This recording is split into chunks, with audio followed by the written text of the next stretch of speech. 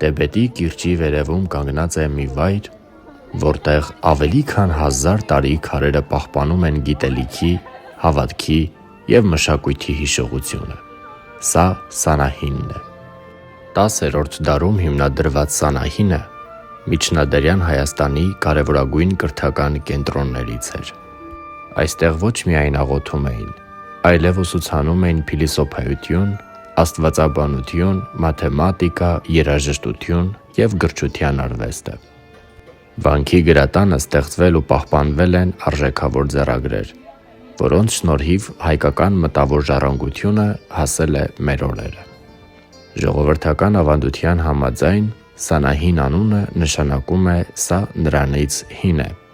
թեև սա պատմականորեն հաստատված անվանաբանություն չէ։ Այն դարձել է վանքի ամենասիրելի պատմություններից մեկը։ Սանահինը հայտնի է իր վեհ եկեղեցիներով, նրբաքանդակ խաչքարերով և միջնադարյան ճարտարապետությամբ։